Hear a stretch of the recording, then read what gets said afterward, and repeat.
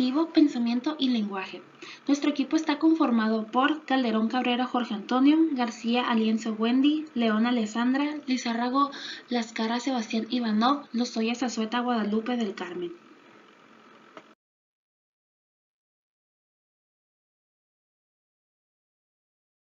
Pensamiento y lenguaje.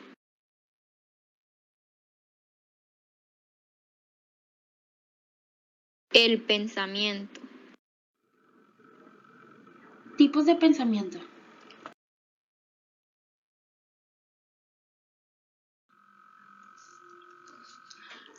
Como primer paso de los tipos de pensamientos tenemos a la cognición y a la metacognición. Esta es muy importante aprender a diferenciar entre las cogniciones primarias y las secundarias. Primero tenemos al primer nivel o nivel primario. También se le conoce como el nivel del objeto del pensamiento, ya que esta consiste en solo pensar en algo, ya sea en ejemplo, estoy enfermo o me gusta tal cosa, lo que se te ocurra. Y en segundo nivel cognitivo consiste en pensar sobre nuestros propios pensamientos y nuestros procesos mentales. Esto influye en la forma en la que utilizamos nuestros pensamientos y emociones, ya que nos ayudan a guiar nuestras conductas y juicios.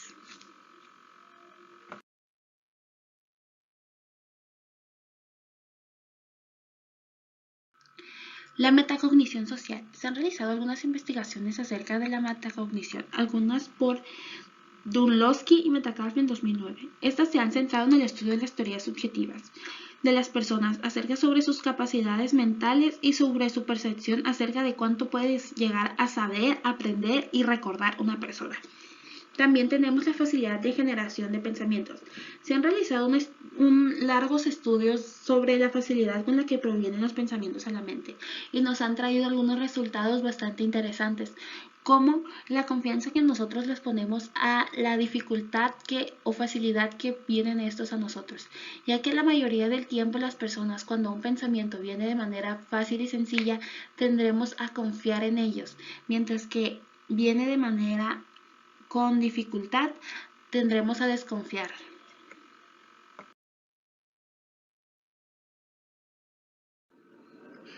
Fluidez del pensamiento. Este es un fenómeno de la psicología social que sugiere que en cuanto más se intenta no pensar en algo, lo más probable es que igualmente terminemos de pensar en esto. Esto es porque una vez que nuestro cerebro comienza a negar un pensamiento, lo vuelve a nombrar y lo hace repetitivo y fácil de recurrir, haciendo que olvidar o negar estos pensamientos sean completamente imposibles. Luego tenemos la facilidad y la fluidez en la expresión de los pensamientos. Se han realizado importantes investigaciones acerca de la facilidad y la fluidez con la que se expresan dichos pensamientos, ya que nosotros usamos la fluidez para poder procesar la información externa, que es todo lo que vemos, todo lo que leemos, todo lo que entra hacia nosotros, con facilidad con la información interna o la generación de esta información, ya que estas son nuestros pensamientos. Un ejemplo de cuando estas dos no estén bien comunicadas o no se están llevando bien es cuando hay una falta de relación entre lo que pensamos y lo que estamos diciendo. Después pasamos así a el significado asociado con la facilidad.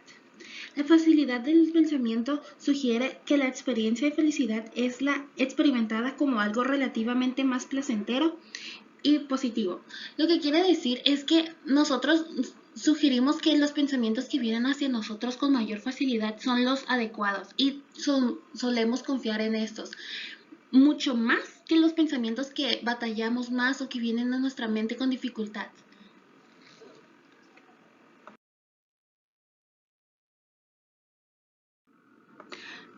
Razonamientos. Los razonamientos se dividen en dos. Primero tenemos a los razonamientos deductivos. Estos nos ayudan a llegar a lo particular.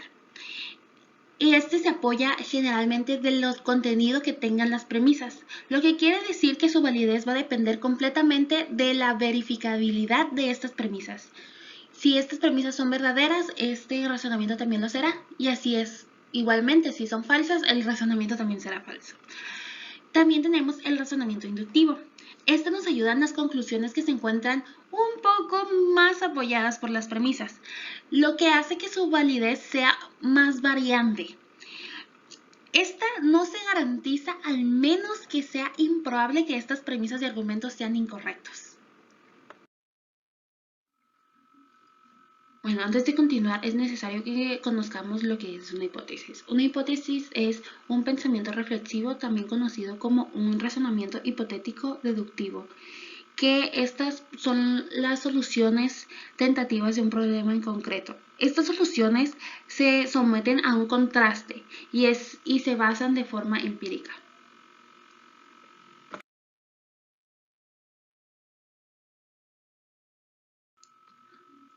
Una vez que ya hablamos sobre lo que es una hipótesis brevemente, les hablaré acerca sobre las estrategias de comprobación de las hipótesis.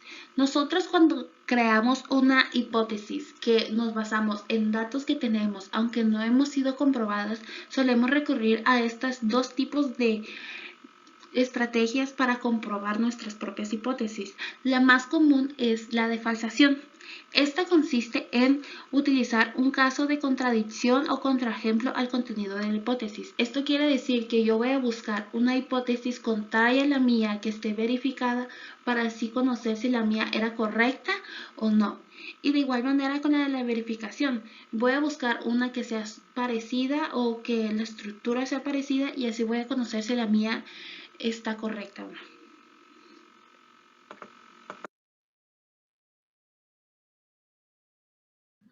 Categorización social y esquemas.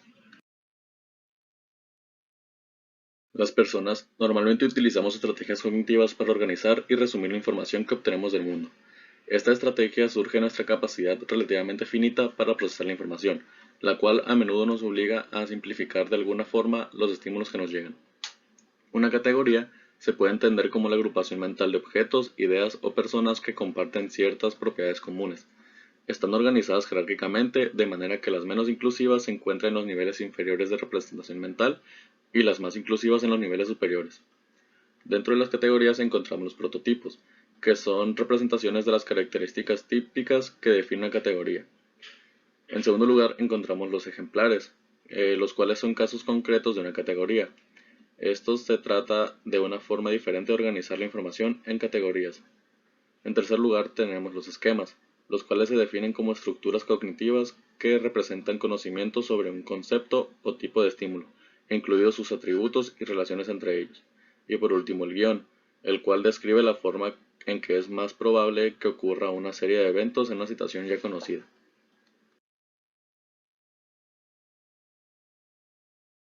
Percepción social de Fiske y modelo de Kunda. Un aspecto importante del estudio del pensamiento tiene que ver con cómo las personas manejamos e integramos estas dos fuentes de información de manera eficiente. Para ello, utilizamos estrategias tanto de razonamiento inductivo como deductivo, con el objetivo de extraer inferencias que den sentido a esa percepción del mundo social que nos rodea. El procesamiento abajo-arriba transforma la información que nos llega desde el exterior en juicios y planes de acción. Y en el procesamiento arriba-abajo, primero se activan nuestras categorías mentales, expectativas y conocimientos previos para después analizar la información hacia abajo. Modelo de procesamiento secuencial de percepción social. Fiske y Neuberg en 1990 propusieron un modelo, donde ambos tipos de estrategias de procesamiento están interaccionando a lo largo de una serie de etapas que suceden de manera secuencial, las cuales son 5, donde la primera etapa comienza cuando observamos a una persona y la categorizamos de forma automática en función de indicadores observables. La etapa 2, si estamos interesados en esa persona, le prestamos atención y registraremos más información de ella con el objetivo de confirmar la teoría que le hemos asignado. La etapa 3, si los nuevos datos son consistentes, daremos por acertada la categorización inicial realizada. En la etapa 4, si los datos no se ajustan a dicha categoría, tendremos que buscar nuevas hasta hallar aquella que mejor dé cuenta de lo observado. Y por último, en la etapa 5, si la nueva categoría asignada continuará siendo incongruente con los elementos observados de esa persona, tendríamos que pasar a procesar la información dato por dato, tratando a esa persona como si fuera un caso único. El modelo de procesamiento en paralelo de percepción social. Kunda y Taggart, en 1996, establecieron una configuración de nodos que representan una variedad de elementos, como rasgos, personas, conductas, etc. Está dispuesta de forma de retícula, de manera que las conexiones entre los nodos simbolizan los grados de asociación entre ellas. Según este enfoque, cuando construimos una impresión, se está produciendo la activación de cada uno de esos nodos, desatándose después una reacción en cadena de los nodos contiguos con los que estuviese asociado. Formación de impresiones. Este es un proceso mediante el cual se infieren características de una persona a partir de la conducta y rasgos iniciales que observamos en ella. Una de las posibles estrategias que utilizamos para la formación de una imagen global es sumar todos los elementos informativos que vemos. Ash se inclina por la organización de los diversos elementos como un todo. Según este enfoque, no todos los rasgos influyen igual. Por un lado tenemos los rasgos centrales, los cuales son los que más guían y organizan al aglutinar la información. Por otro lado, los rasgos periféricos son unos elementos cuya influencia no es sustancial, llegando a variar incluso su significado cuando son afectados por los rasgos centrales. Atribuciones causales. Además de formarnos impresiones sobre el tipo de persona que tenemos delante, a menudo también pensamos sobre el por qué lo hacen. A este fenómeno se le conoce como atribución de causalidad, el cual es el proceso por el cual realizamos inferencias sobre las posibles causas del comportamiento de las personas, incluso de nosotros mismos. Heider y el científico ingenuo. La teoría sobre la atribución causal de Heider de 1958 puede resumirse en los 3 puntos siguientes. El ser humano es un científico inductivo o ingenuo, también conocido como naive, y por tanto intenta encontrar explicación de los hechos que acontecen en el mundo que lo rodea. Esto con el objetivo de conseguir la percepción de que su entorno es estable, predecible y controlable. En segundo lugar, se establece una distinción entre las causas personales y las causas situacionales. Y por último, a la hora de atribuir explicaciones solemos otorgar una mayor importancia a las causas personales que a las situacionales, lo que también se le conoce como error fundamental de atribución. Teoría de la eficiencia correspondiente. Jones, de 1990, se centra en las causas que Heider llamó personales y establece el proceso por el cual buscamos la disposición interna de una persona para explicar su comportamiento. El primer paso de este proceso sería decidir si esa persona tenía la libertad de realizar o no la conducta y si conocía sus posibles consecuencias. Si la respuesta es afirmativa, compararíamos las consecuencias de la acción frente a las consecuencias de otras conductas que pudo llevar a cabo. Por último, también es importante tener en cuenta si la conducta es común o deseable entre las personas o si se trata de un comportamiento especial. Modelo de covariación y configuración. La teoría de atribución de Kelly de 1972 establece que al realizar juicios causales sobre el comportamiento de una persona, prestamos atención a una serie de elementos informativos, los cuales son el consenso, la distintividad y la consistencia. El consenso hace referencia a la tendencia de los demás a responder ante una situación de forma igual que la persona observada. La distintividad es la forma que tiene la persona observada de responder de manera diferente ante situaciones que son similares entre ellas. Y por último, la consistencia. Esta alude a que la persona responde siempre de la misma forma ante una situación concreta. Algunos sesgos atributivos. Sesgo de correspondencia y error fundamental. Según Jones, es la tendencia a ver la causa del comportamiento y las disposiciones internas de las personas. Diferencias actor-observador. El modelo de Jones de 1990 propone que, de una misma conducta, actores y observadores suelen dar explicaciones diferentes. Los actores tienden a realizar atribuciones situacionales, mientras que los observadores hacen atribuciones disposicionales. Sesgo autoenlazador. Este tipo de sesgo cumple con la necesidad que tenemos las personas de querer sentirnos. Atribución causal del pensamiento. Las personas podemos pensar no solo sobre la conducta de la gente, incluidos nosotros mismos, a esto se le llama la cognición primaria, sino también sobre el origen de nuestros pensamientos, es decir, la cognición secundaria. Pensar qué causa que tengamos unos pensamientos y considerar de dónde viene lo que tenemos en mente en un momento dado son actividades que implican pensar sobre nuestros propios procesos mentales y por lo tanto constituyen ejemplos de metacognición. Autores como Loftus y Ketchman argumentaron que algunos individuos que afirmaban haber descubierto recuerdos reprimidos de lo que parecen ser episodios traumáticos En realidad estarían recordando eventos que habían imaginado anteriormente y que en realidad no tuvieron lugar. Es posible que entre todos estos supuestos recuerdos se oculten errores de monitorización de la fuente, un proceso mediante el cual las personas juzgan el origen de un recuerdo concreto.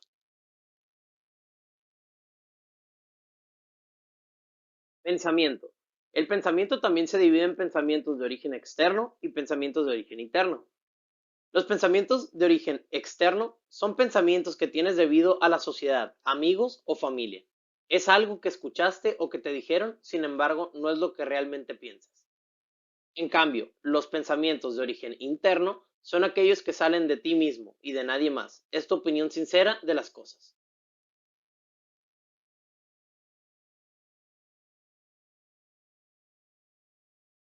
Heurísticos.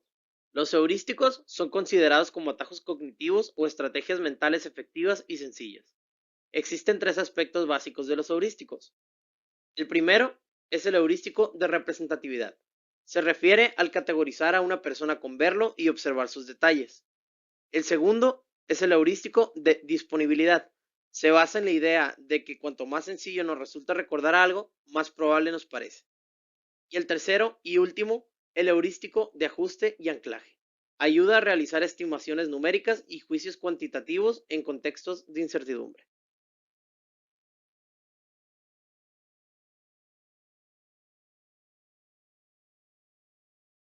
Resolución de problemas y creatividad.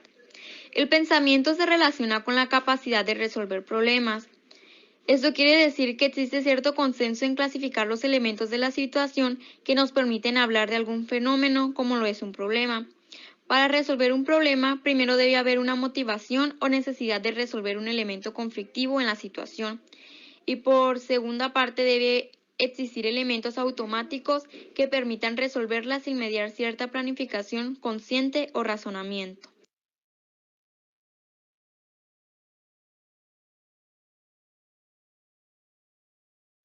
A continuación les hablaré sobre la clasificación de problemas. La taxonomía más habitual propone clasificar los problemas atendiendo a dos elementos, que es la información y la estructura del problema. Existen dos tipos de problemas, que son los problemas bien definidos, que son aquellos en los que existe alguna solución y esta depende de alguna manera de las condiciones iniciales. Tanto el punto de partida como la meta y los pasos necesarios para ir desde uno hasta el otro están suficientemente claros como para que la persona que lo resuelva sea capaz de representárselo mentalmente de forma correcta. También existen los problemas mal definidos. Son aquellos que no tienen una solución concreta ni única. Exigen de la persona que resuelve el problema una gran capacidad de decisión y representan varios grados de libertad para tomar dichas decisiones. Este tipo de problemas despiertan el pensamiento creativo.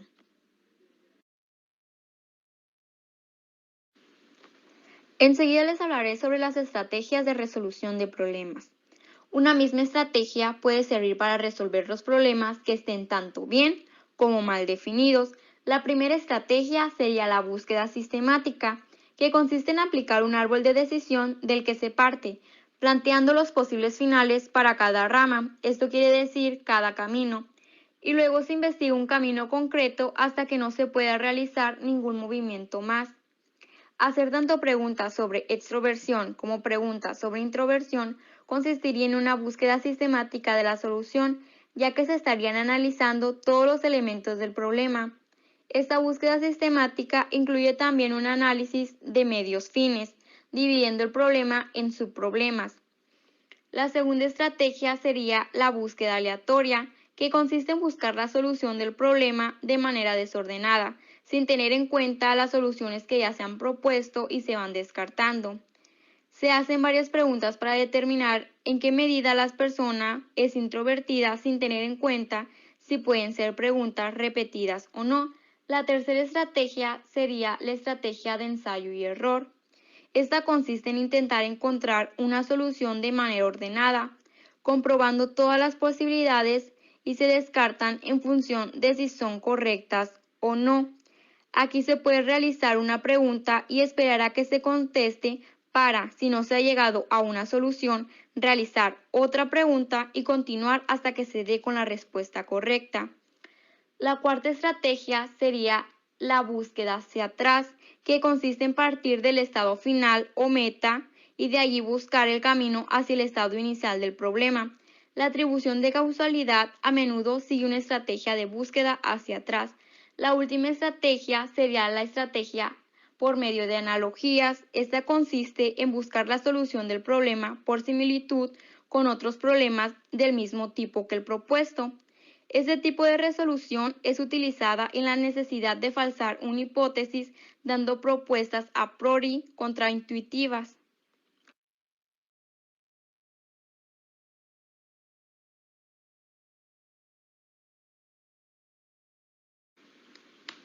La creatividad en el pensamiento creativo. Al pensamiento creativo también se le conoce como pensamiento divergente. Este se caracteriza por promover la generación de una variedad de ideas o de soluciones. Este es un pensamiento que busca más de una sola respuesta y no se apoya en suposiciones únicas. Este tipo de pensamiento se ve asociado con actividades artísticas, pero también con la ciencia, en donde se buscan explicaciones alternativas a muchos tipos de hipótesis. Una de las destrezas del pensamiento creativo es la búsqueda de la novedad y una actitud crítica para descubrir soluciones a los problemas.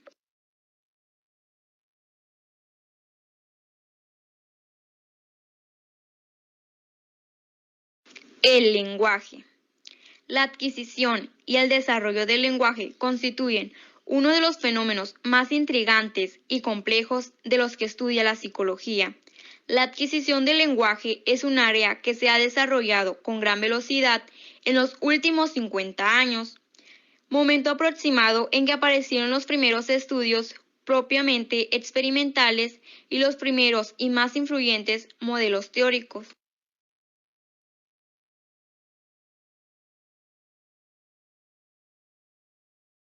Principales modelos teóricos. Uno de los principales modelos teóricos es el estructuralismo y el funcionalismo.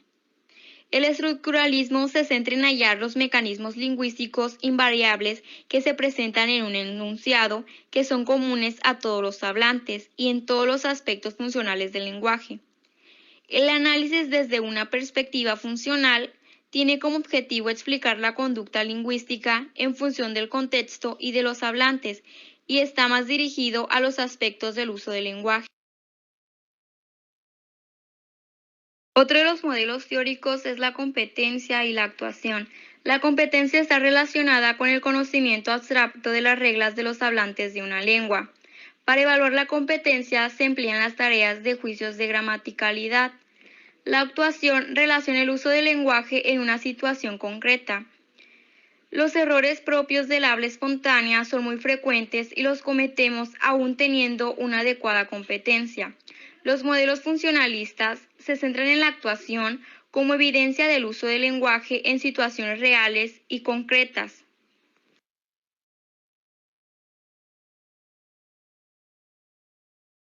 Otro modelo teórico es el innatismo y el empirismo.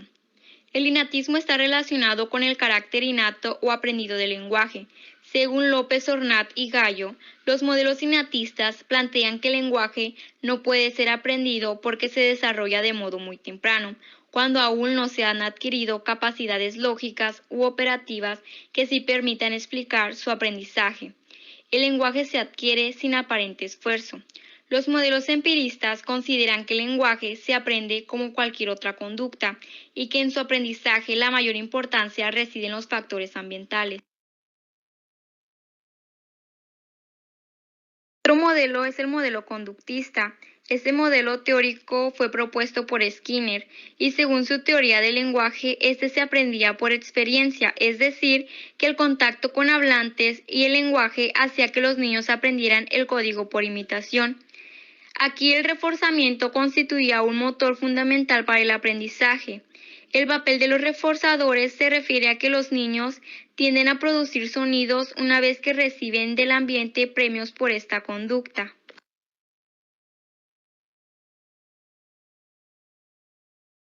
El modelo innatista fue propuesto por Chomsky, que defiende que el lenguaje no se aprende, sino que se nace con él. Esto quiere decir que los niños cuentan con estructuras mentales desde el nacimiento que configuran la facultad del lenguaje. Chomsky planteaba que una gramática adecuada ha de ser generativa o creativa para dar cuenta de las infinitas frases que puede llegar a producir y a entender un hablante nativo de una lengua. Desde el innatismo, el lenguaje se concibe como un proceso independiente del resto del funcionamiento cognitivo.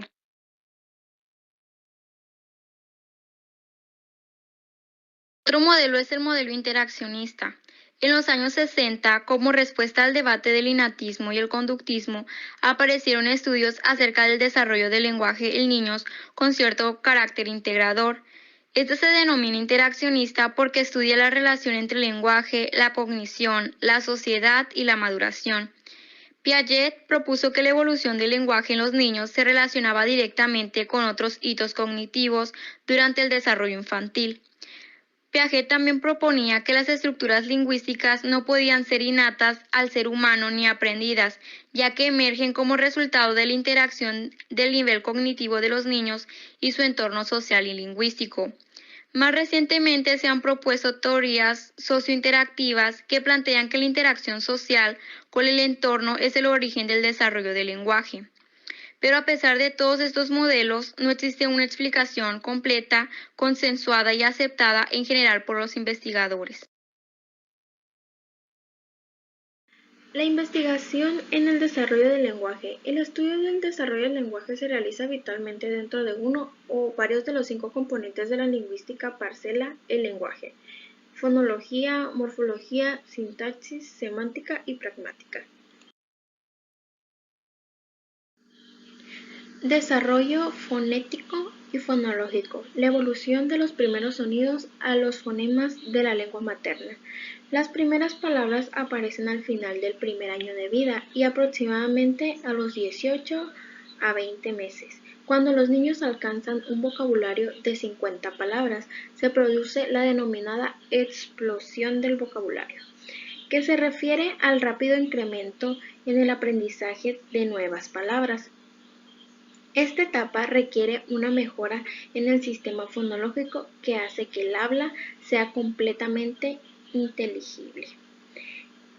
En torno a los 3 años de edad, según los estudios de la evolución del sistema fonológico, estas primeras 50 palabras tienen una estructura silábica simple: consonante vocal, consonante vocal consonante, o la reduplicación de estas estructuras con un repertorio reducido de vocales y consonantes. Los distintos modelos tienen en cuenta tanto la importancia de los procesos perceptivos al desarrollar un sistema fonológico como el papel de las habilidades motrices para la producción de los sonidos de la lengua. El periodo del desarrollo se establece entre los 18 meses y los 6 o 7 años. Durante este proceso, Bosch señala 2 cosas muy importantes: que hay sonidos que aparecen más tardíamente que otros por su dificultad de producción. De esto se puede concluir que el punto de articulación dentoalveolar sería el más complejo, dada la variedad de sonidos que se producen con la única diferencia del modo de articulación. Los sonidos aislados se adquieren durante periodos extensos en los que conviven producciones correctas con errores articulatorios. En este punto cabe destacar el trabajo de Ingram y en el español el de Laura Bosch sobre los procesos de simplificación del habla. Se destacan 3 tipos de procesos. El primero son los relacionados con la estructura silábica. Este consiste en la reducción de las sílabas al esquema consonante-vocal y simplificación del número de sílabas que forman una palabra. Por ejemplo, la palabra globo por gobo o la palabra zapato por pato. Asimilatorios. Este segmento se hace semejante por otro que aparece en la misma palabra. Puede ser asimilaciones progresivas o regresivas en función de si el primer fragmento influye en el siguiente o el fragmento posterior influye en el anterior. Por ejemplo, dato sería asimilación regresiva de pato. Y por último tenemos los sustitutorios. Estos son la sustitución de clases enteras de sonidos. Las lenguas romances se caracterizaban por tener una morfología muy rica, tanto reflexiva como privativa, en el desarrollo de la morfología en español. López Hornat propuso 4 etapas respecto a la morfología reflexiva verbal. En la primera etapa tenemos la etapa pregramatical. Esta se da hasta los 24 meses. La información lingüística no es gramatical y por lo tanto no es analizable morfológicamente. Las primeras palabras se adquieren por una asociación situacional con funciones semántico-pragmáticas. La segunda etapa es la etapa gramatical defectiva. Suele darse entre los 24 y los 30 meses de edad y en ella hay un cambio cualitativo en las representaciones y en el procesamiento de la información lingüística. En esta empiezan a aparecerse formas personales, concordancia de números entre el sujeto y los verbos.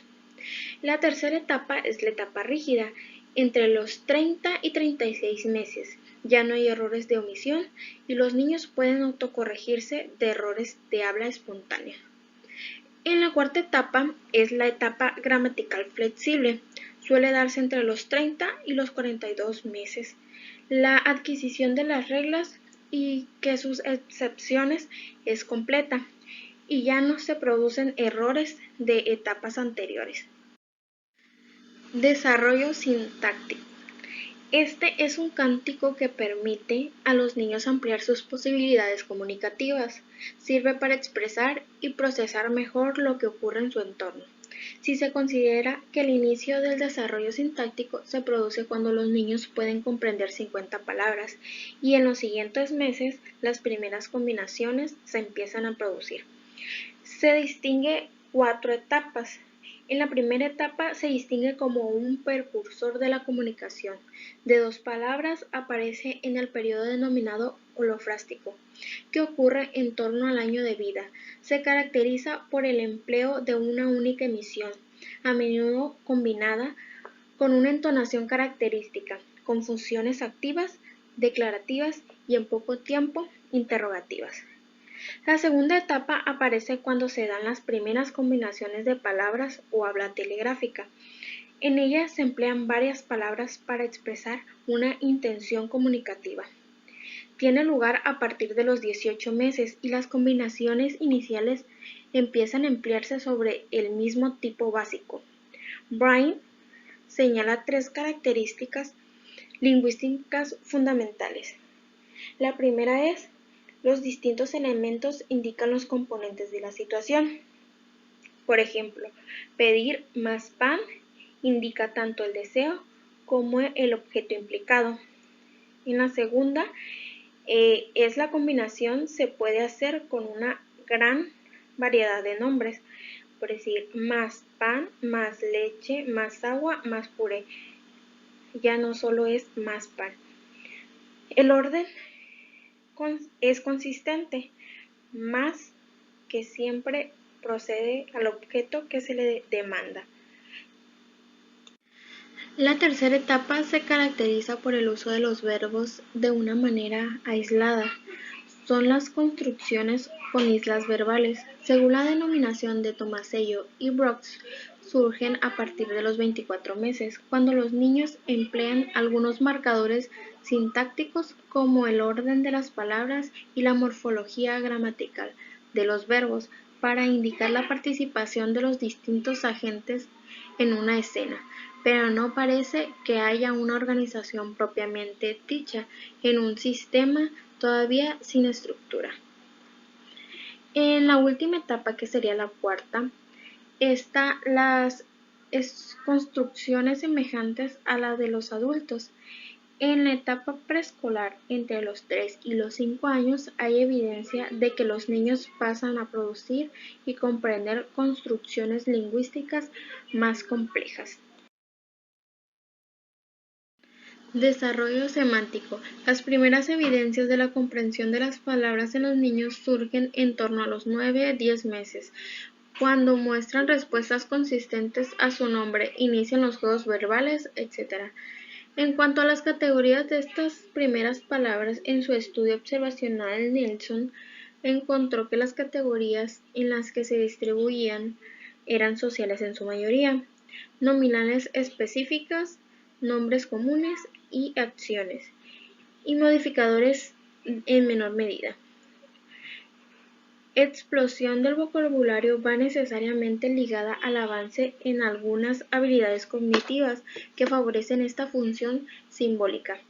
El desarrollo de una función referencial, la adquisición de la permanencia del objeto, algunas capacidades de categorización y la presencia de algunos representantes mentales. A medida que se va desarrollando el léxico, van apareciendo algunos errores típicos que, como en los otros componentes, nos van a dar información sobre cómo se organiza el aprendizaje de vocabulario a edades tempranas. Este se denomina en extensiones léxicas y puede distinguirse en 4 tipos, que la primera son extensiones naturales. En esta los niños usan la palabra coche para denominar todo lo relacionado con ellos, como el coche familiar o el ruido del motor. En el segundo, que son las infraextensiones, solo llaman elefante a su muñeco, no al resto de los muñecos que representan elefantes, sino a los animales. En el tercero, sobre extensiones, llaman perro a todos los animales de 4 patas. En el cuarto, las extensiones inclasificantes usan papel para muchos contextos y funciones, como un lápiz, un bolígrafo, una pegatina en un coche o pedir a su madre que dibuje. Desarrollo de la pragmática, el uso del lenguaje. La pragmática es la parte de la lingüística que estudia el uso del lenguaje, es decir, el sistema que combina los componentes del lenguaje en una comunicación funcional y socialmente adecuada. Por lo tanto, desarrolla una competencia pragmática. Implica aprender a emplear el lenguaje de distintos contextos y con distintas personas. El criterio fundamental de la pragmática es la adecuación, que es mucho menos preciso que la gramaticalidad del componente sintáctico, ya que la adecuación va necesariamente ligada a la interacción en relación con la situación social. El desarrollo de la competencia pragmática es muy extenso porque se inicia desde la aparición de las primeras palabras. Trastornos en el lenguaje. El trastorno adquirido del lenguaje derivado de un daño cerebral adquirido, también conocido como afasia, es un trastorno causado por lesiones en las partes del cerebro que controlan el lenguaje.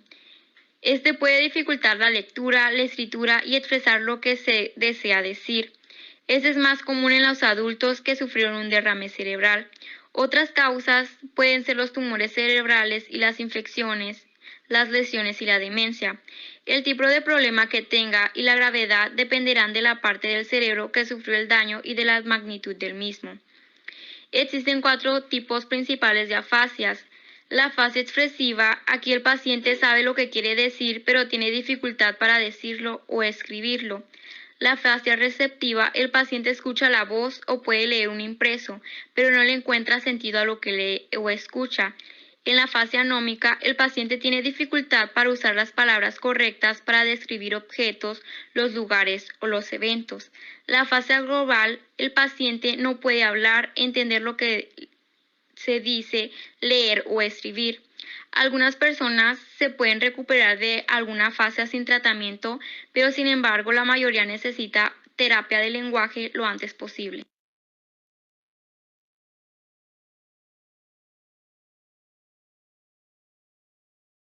El trastorno del aprendizaje del lenguaje escrito, también conocido como dislexia, es una discapacidad